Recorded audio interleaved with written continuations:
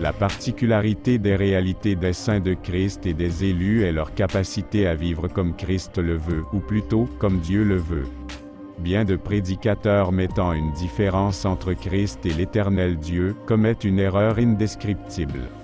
Notre Dieu en toute vérité, ne change ni ne varie en quoi que ce soit. Pour toi, né sur terre homme, et non femme, que ta responsabilité de conduite soit très humble et honorable en Christ. Ton amour pour ton épouse ne doit avoir aucune autre source d'inspiration et de conduite que les Saintes Écritures, et le Seigneur Jésus-Christ, le modèle par excellence. Voici des orientations de base sur lesquelles tu pousseras tes réflexions, pour à tout jamais n'avoir dans tes attitudes avec ton épouse, que seulement une conduite qui s'appuie sur les attentes de ton Dieu, et non sur tes envies, encore moins, sur les actions et les réactions de ton épouse. En Genèse, au chapitre 2, au verset 24. C'est pourquoi l'homme quittera son père et sa mère, et s'attachera à sa femme, et ils deviendront une seule chair. Malachie chapitre 2, verset 15. Nul n'a fait cela, avec un reste de bon sens. Un seul l'a fait, et pourquoi? Parce qu'il cherchait la postérité que Dieu lui avait promise. Prenez donc garde en votre esprit, et qu'aucun ne soit infidèle à la femme de sa jeunesse. Quelques paroles de notre Seigneur Jésus-Christ, dans Matthieu au chapitre 19, du verset 4 à 6, il répondit, « N'avez-vous pas lu que le Créateur, au commencement, fit l'homme et la femme et qu'il dit, c'est pourquoi l'homme quittera son père et sa mère, et s'attachera à sa femme, et les deux deviendront une seule chair? Ainsi ils ne sont plus deux, mais ils sont une seule chair. Que l'homme donc ne sépare pas ce que Dieu a joint. » Un prétexte serait bien que non, ce n'est pas du tout Dieu qui nous a joints. Mais que cela ne te distrait pas. Marc chapitre 10, du verset 4 à 6, Moïse, dirent-ils, a permis d'écrire une lettre de divorce et de répudier. Et Jésus leur dit, c'est à cause de la dureté de votre cœur que Moïse vous a donné ce précepte. Mais au commencement de la création, Dieu fit l'homme et la femme. Par la suite, voici des partages des disciples du Seigneur Jésus-Christ. Éphésiens chapitre 5, le verset 25. Marie, aimez vos femmes, comme Christ a aimé l'Église, et s'est livré lui-même pour elle.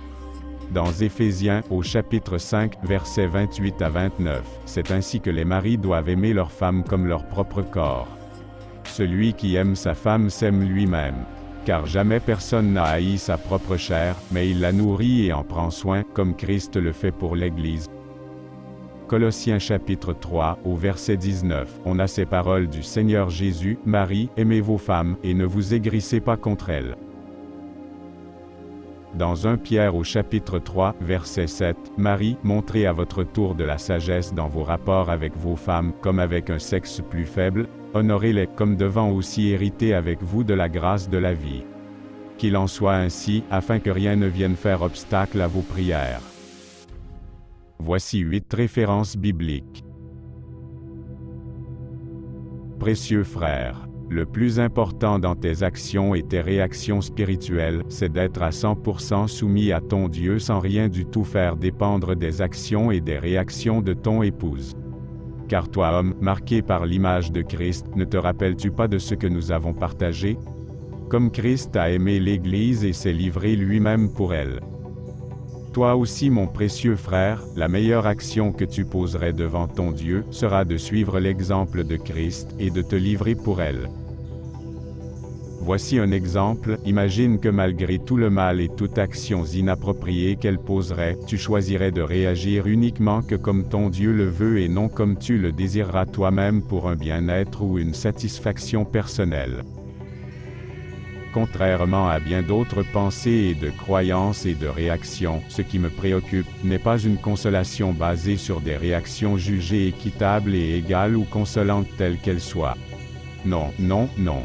Tout cela ne sont que des actions de satisfaction terrestre et charnelle. Tous ceux et toutes celles qui se livrent à de telles réactions et pensées en payeront le prix, et malheureusement, ils et elles le regretteront amèrement. Toi mon frère, te basant non pas sur les réactions des autres, de tous tes proches tels qu'ils ou telles qu'elles soient, mais te basant plus sur la réaction de Christ et sur son attitude, pour profiter, à chaque fois que du mal t'est fait, de ne faire que ce qui plaît à ton Dieu, fût-il dans des pleurs et des tristesses, malgré tout cela. mais ne cessant de persévérer dans des actions conformes à la volonté de ton Dieu. Sans jamais négliger et ne pas oublier de ne t'appuyer que sur les saintes Écritures. Prends courage, continue de donner ta vie pour ton épouse. Malgré toute attitude qu'elle aurait pu poser, que toutes tes réactions soient conformes à tout ce qui plaira à ton Dieu. Quel que soit le niveau de la frustration que tu vivras, augmente au maximum tes œuvres de paix et de joie, conformes aux fruits du Saint-Esprit, dont les actions sont les suivantes: l'amour, la joie, la paix, la patience, la bonté, la bénignité, la fidélité, la douceur, la tempérance. La loi n'est pas contre ces choses. Aussi, qu'aucune de toutes ces actions et encore moins que leur croissance ne dépendent ni des actions, ni des réactions de ton épouse. Mais plutôt que tout cela ne dépende que de ta relation avec ton Dieu et de ton désir que de ne vivre que pour lui et d'accomplir toute sa volonté. C'est alors que tu suivras avec fidélité et efficacité les conseils du Seigneur Jésus-Christ qui sont les suivants. Jésus répondit: Voici le premier, écoute, Israël, le Seigneur, notre Dieu, est l'unique Seigneur, et tu aimeras le Seigneur, ton Dieu, de tout ton cœur, de toute ton âme, de toute ta pensée et de toute ta force. Voici le second, tu aimeras ton prochain comme toi-même. Il n'y a pas d'autre commandement plus grand que cela. Bats-toi et réussis, l'accomplissement de tout cela est ta joie et ton bonheur, et ton élévation par-dessus toi sera indescriptible. Elle, ton épouse, s'humiliera et te demandera pardon au moment opportun, favorisée par ton Dieu. Et tous ceux qui dans le secret veulent ton échec et ta souffrance, seront confondus et exposés. Ceux d'entre eux qui s'humilieront au-devant de toi, reconnaissant que ton Dieu est avec toi, recevront par la grâce de Dieu un pardon. Prends courage, ne te lasse pas du tout, prends courage. C'est dommage si tu pensais que tout ce partage n'était qu'un point de vue d'une personne uniquement terrestre.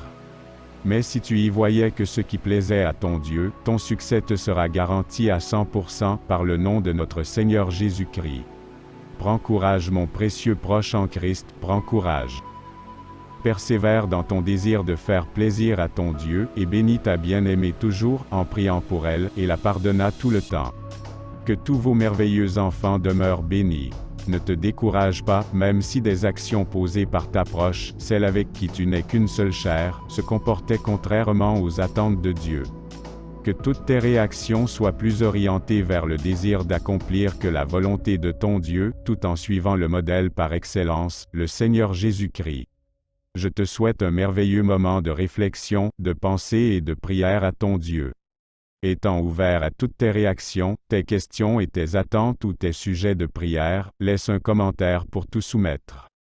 Et aussi, connaissant tous tes proches hommes qui traversent des épreuves similaires, n'hésite pas à leur partager aussi ce message. Bon repos et bon courage dans ta marche en Christ. Le Seigneur Jésus-Christ revient bientôt.